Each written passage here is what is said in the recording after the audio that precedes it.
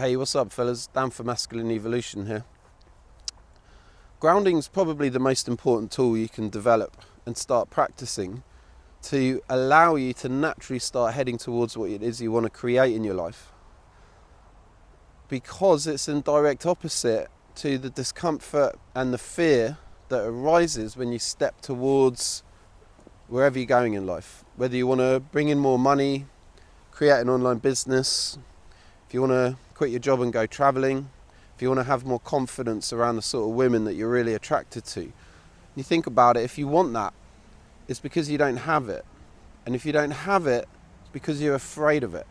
So if you want something and you don't have it, there's going to be a barrier in the way of that. Now, we can project our inner fears and discomfort onto the outside world and blame whoever or whatever it is you want to blame for not being able to do it. A lot of men blame feminism, for example, because they feel that they can't go and say hi to a woman without being labelled as a creep. So rather than dealing with that inner resistance, they will blame feminism.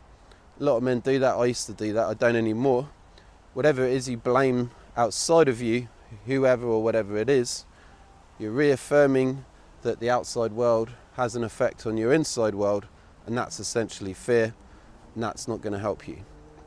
So, when things get uncomfortable, which they inevitably will, when you step towards what it is you want to create that you don't currently have, you have a couple of options. You retreat back to safety, you turn back around, you don't want to deal with the fear, with the discomfort, whatever it is that comes up, the tension, the shaky legs, the stories about our self-worth, all of it. We all experience the discomfort through our body. And essentially what tends to happen when we're in moments of discomfort is our energy rises up into our heads, because that's how we've been built. When you think about it, if a tribe was under threat, they wouldn't be hanging around feeling good in their bodies, they wouldn't be meditating, relaxing their nervous systems, because that would be a terrible idea. They want to stay alert. They want to keep an eye out for the threat, whatever that threat is, be it a dangerous animal or a neighbouring tribe. They're not going to be creating art, they're not going to be coming up with creative ideas, because they're just solely focused on survival. And how do they do that? They look for the threat. Now, when we're looking for something that could go wrong, we're up in our heads, right? So our energy's up here. When our energy's up here, we can't connect. We can't connect to other people. So if you're someone who's quite heady and you work in a job that requires a lot of thinking, then you may find it hard to create deep connections with people because you don't have a connection with your body. Same goes for women, same goes for creating a business. And if you want people to pay you money for whatever reason, for whatever it is you do, you got to have some form of relationship with them. The more you're in your head, the less easy it's going to be to create those relationships that's going to allow you to bring in more money and follow your dreams and whatever that is. So, what do we do to counteract that? We start developing more grounding, which essentially is bringing the energy from the head down to the lower body. And we ideally want to be doing that on a daily basis. So, as our energy drops, we feel we're essentially developing a more masculine frame. You may live in a society that deems that as being a bit silly to develop. Why would someone want to be more masculine? I wouldn't allow those beliefs of people around you to stop you, because developing a more masculine frame is going to allow you to have more confidence and allow you to go after what it is you want. Because when the fear rises up and the energy starts going up into our head, where we start getting uncomfortable and we want to eject and run away, we see that. rather than being caught up with the fear where we're in our heads now, we're just thinking and we're not aware that we're doing it, because we've brought so much awareness to it in our everyday life. When that energy comes up, we can remember that we have the ability to bring it back down.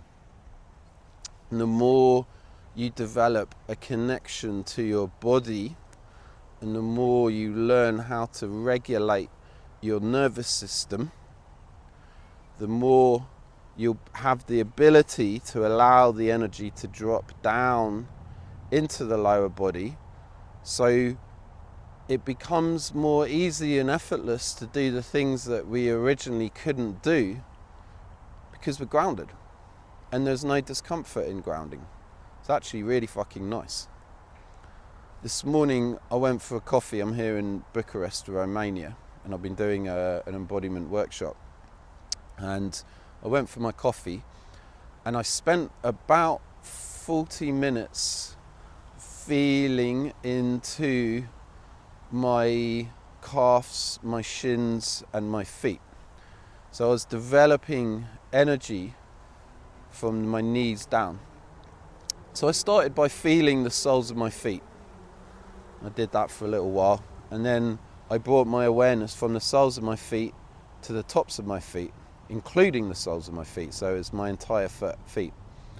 And then from there I allowed the energy to rise up, and I started feeling up, not with my hands, just with my awareness, my calves. So I was feeling my feet and my calves, and then I brought that around the front of my lower leg, including the shin and the muscles either side. And I held that for, my awareness would I would open my eyes and sort of look around the cafe now and again. So it wasn't that I spent an entire 40 minutes doing that, but there's probably about 35 minutes out of the 40 where I was in deep focus and just feeling the sensations in my leg, to the point where it could feel like I was almost receiving a nice, warm, loving hug. And it really, really, really felt great. I promise you, when you can start bringing the energy down and enhancing it, you realise that the state it puts you in is so much better than any video, including this one. It's so much better than any hit of sugar or whatever the thing is that's just taking your attention and bringing it up here. That hit of dopamine just isn't as pleasurable as the calming, relaxing feeling that you can create when you start doing the embodiment and grounding work. So now I'm here in the park, and I'm more in contact with my feet and my lower legs. When I was in the cafe, it felt like I was developing these solid tree trunks. Like both legs were like these solid tree trunks, and you can even imagine that, like with a tree, it's got roots that go down deep into the earth. Now, I used to judge that as being a bit weird, like, how does imagining roots going down into the ground help? That's all just crazy imagination work. But in reality, all you're doing is just putting your focus down into the ground. So that alone is going to start allowing you to be more grounded. And also it's the belief, understanding that it's actually having an effect, that will allow it to have an effect. So yeah, this is just a reminder that embodiment and grounding is going to help you in so many areas of life. At the very least, you just can start appreciating life a bit more. Things seem different when your energy's down. You don't fear confrontation, connection, whatever it is. I mean, the fear's still there, but you feel like you can handle it more. Now, if you've got stories in your unconscious around certain events happening or certain areas that are fearful for you, you can still do the grounding work and still react in a fearful way. So, for example, if having a woman tell you that she doesn't like you, if you've got stories about being unlikable, or having anyone tell you that they don't like you, if you've got stories around being uncomfortable, being unlikable, you can do the grounding work, and in that moment of fear, the fear can still rise up because you've got stories in your unconscious about that. It's about yourself. Now, the grounding work will help, definitely, but also, as well as the grounding work, you want to start bringing up the unconscious stories that you have around yourself. For example, when you were younger, if you had experiences that led you to believe you weren't likable, which is one, I had many at school, and it left me with a very strong belief that I was unlikable. That I feel like I'm only just coming out of that now, and I'm 42, but I didn't go about working with those beliefs until quite recently because I didn't want to face them. I knew that they were there, but I never really sat with them. And that's sadly what we need to do to work through a lot of these beliefs, is to allow ourselves to sit with the emotional charge that's connected to the belief that we have. And we all have them. Don't be fooled by people that claim that they have any, or act like they don't, that they don't have any limiting beliefs and they're always confident, because it's just not possible to go through childhood without developing these beliefs. The beliefs we have about ourselves are the lens through which we see the world from. Literally, our reality shifts as our beliefs shift. If you think about a man that walks into a room, let's say a party, who believes that he's likable, compared to a man who walks into a party who believes he's unlikable, think about how different the experience of each man will have. Not only just the experience, but you think how each man will see reality differently. One sees a party full of people that would want to get to know him and have a good time with him. One just sees a room full of people that don't want to know him and would want to move away from him. I mean, that's a totally different experience, all because of the beliefs that they have about themselves. So for the man who has these beliefs about being unlikable, he wants to start sitting and feeling into the emotional charge that's in relation to being unlikable. Could be shame, could be fear, there could be apathy there, could be a lot of heavier emotions. But by allowing himself to feel into those emotions, not only is it going to create more embodiment and grounding because there's less heavy energy that he's carrying around, but as those energies release, he's going to be able to tap into more positive emotions and energies that are going to be way more in alignment of where he wants to go in life and what he wants to create.